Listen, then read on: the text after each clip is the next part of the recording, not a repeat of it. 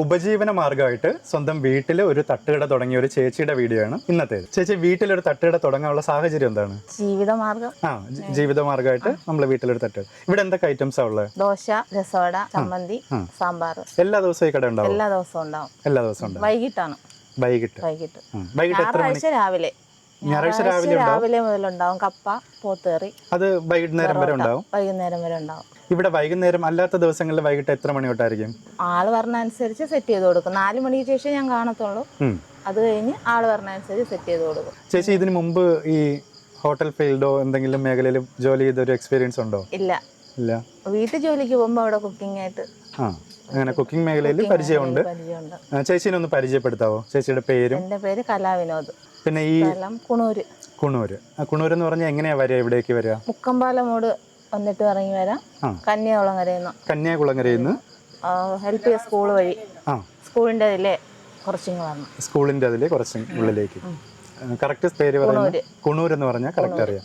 കുണൂർ തമ്പുരാൻ ക്ഷേത്രം. വീട്ടിൽ ആരൊക്കെ ഉണ്ട്? ഹസ്ബൻഡും ഞാനും. ഹസ്ബൻഡ് സുഖമില്ലാത്ത ആളാണ്. എനിക്ക് നടക്കാൻ വാക്കറിലാണ്. അപ്പൊ ചേച്ചിയാണ് കാര്യങ്ങളൊക്കെ കുടുംബം നോക്കി പോകുന്നത്. ഇപ്പം ഈ ഒരു തട്ടുകട ഇപ്പോഴും നിങ്ങളുടെ ഒരു ഉപജീവന മാർഗമായിട്ട് തന്നെയാണ്. ഹസ്ബൻഡിന്റെ കാര്യം എങ്ങനെയാണ്? ട്രീറ്റ്മെന്റും കാര്യങ്ങളും? ട്രീറ്റ്മെന്റ് ചിത്രയിലാണ്. 6 മാസം കൂടുമ്പോൾ. 6 മാസം കൂടുമ്പോൾ ട്രീറ്റ്മെന്റ് ഉണ്ട്. പിന്നെ പാലിയേറ്റീവ് ഇന്ന് വരുന്നുണ്ട്. മാസം തോറും വന്ന് എല്ലാം ടെസ്റ്റ് ചെയ്യുന്നുണ്ട്.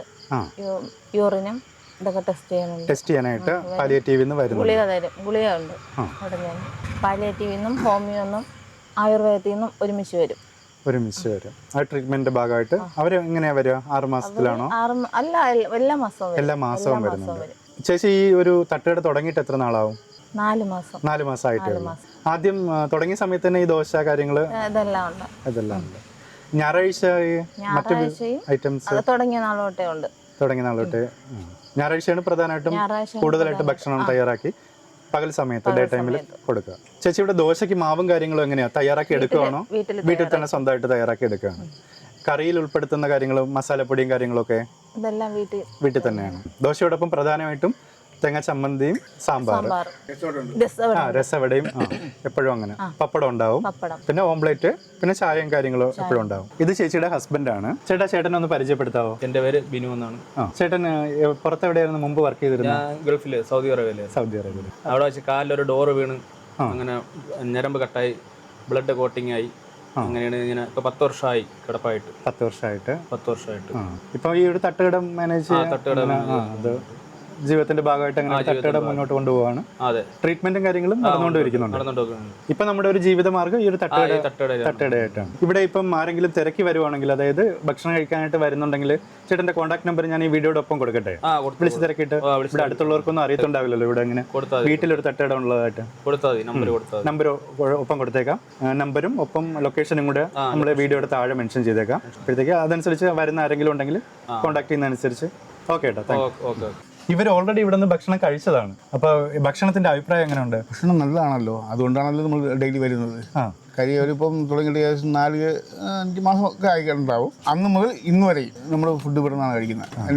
നൈറ്റ് അത് വേറെ ഒന്നുമില്ല, നല്ല അടിപൊളിയായിട്ടുള്ള ഫുഡ് കഴിക്കാം. ഇപ്പം നമ്മൾ ഫുഡ് കഴിക്കുന്നത് സേഫ്റ്റി ആയിട്ട് കഴിക്കാമെന്ന് ഇവിടെ മാത്രമേ ഉള്ളൂ. ഈ ഒരു അടുത്ത പ്രദേശത്ത് ഇവിടെയാണ് ഒരു തട്ടുകട രാത്രി പ്രവർത്തിക്കുന്നത്. അത്രേ ഉള്ളൂ. ഇവിടെ തന്നെയാണ് ഫുഡ് ഉള്ളത്. എൻ്റെ കമ്പനിയായിട്ട് എന്ന് യവനും ഉണ്ടാവും. ചേട്ടനെ ഒന്ന് പരിചയപ്പെടുത്തോ? ചേട്ടന്റെ പേര്? എൻ്റെ പേര് സതീഷ്. ഇവിടുന്ന് ഭക്ഷണം എങ്ങനെയുണ്ട്? ഭക്ഷണം ഞാൻ ഇവിടുന്ന് കഴിക്കാറുണ്ട്. എല്ലാ വെള്ളപ്പം കഴിക്കാറുണ്ട്. ഞാൻ എൻ്റെ ജോലി എറണാകുളത്താണ്. ഇവിടെ വെള്ളപ്പം ഞാൻ ഇവിടെ നിന്നാണ് ഭക്ഷണം കഴിക്കുന്നത്. ദൂരത്താണ് ജോലി ചെയ്യുന്നത്. വൈകുന്നേരം 2-3 ദിവസം കഴിച്ചിട്ടേ പോകും. ചേട്ടന്റെ പേര്? എൻ്റെ പേര് റജുമോൻ എന്നാണ്. ഞാൻ ഇപ്പം വർക്ക് ചെയ്യുന്നത് മെഡിക്കൽ കോളേജിലാണ്. പിന്നെ ഇപ്പം സർജറി ഡിപ്പാർട്ട്മെൻറ്റിലാണ് വർക്ക് ചെയ്യുന്നത്. ഡയറക്ടറേറ്റ് ഓഫ് മെഡിക്കൽ എഡ്യൂക്കേഷൻ്റെ കീഴിലാണ്. ഞാനിപ്പം ഇവിടെ തുടങ്ങിയ കാലം മുതൽ ഞാൻ ഇവിടെ കഴിക്കുന്ന ഒരു വ്യക്തി. കാര്യം വേറെ ഒന്നും കൊണ്ടല്ല, എൻ്റെ ഒരു സുഹൃത്താണ്, അല്ലെങ്കിൽ എൻ്റെ ഒരു സഹോദരിയുടെ മോനാണ് എന്ന് പറയാം.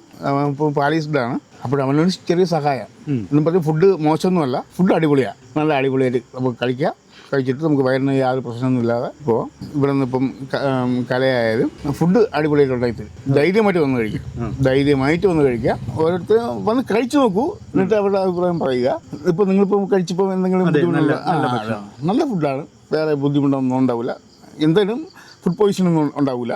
പൂർണ്ണോടൊപ്പം. കാര്യം അന്നത്തെ സാധനം അന്ന് മാത്രമേ ഇവിടെ ഉണ്ടാക്കാറുള്ളൂ. തലേദിവസത്തെ ഫുഡൊന്നും ഇവിടെ വിളമ്പാറില്ല. ഞായറാഴ്ച വന്നു കഴിഞ്ഞാൽ സൂപ്പർ ബീഫ് കഴിക്കാം. സൂപ്പർ ബീഫ്, ബീഫും കപ്പയും കപ്പയും. പിന്നെ മണികണ്ഠന് അനുഗ്രഹിച്ചു കഴിഞ്ഞാൽ പൊറോട്ടയും കാണും. നല്ല സൂപ്പർ പൊറോട്ട തയ്യാറാക്കുന്ന മറ്റൊരാളാണ്. പൊറോട്ട അടിക്കുക അറിയുന്നുള്ള പാർട്ടി വരും, അവരാണ് പൊറോട്ട അടിക്കുന്നത്. ചേച്ചി മാത്രമല്ലേ ഉള്ളൂ, അപ്പൊ പൊറോട്ട തയ്യാറാക്കാൻ കുറച്ചധികം ബുദ്ധിമുട്ടുള്ള. ചേച്ചിക്ക് അറിയാം. കച്ചവടം കുറവായതുകൊണ്ട് പൊറോട്ട അടിച്ചു വെച്ച് കഴിഞ്ഞാൽ പോകില്ല. ഗ്യാസ് നിലവിലെ സാഹചര്യത്തിൽ ഗ്യാസ് കിട്ടാനും ബുദ്ധിമുട്ടുണ്ടല്ലോ. എല്ലാവരും ഇപ്പം അറിഞ്ഞു വരുന്നതൊക്കെ ഉള്ളൂ.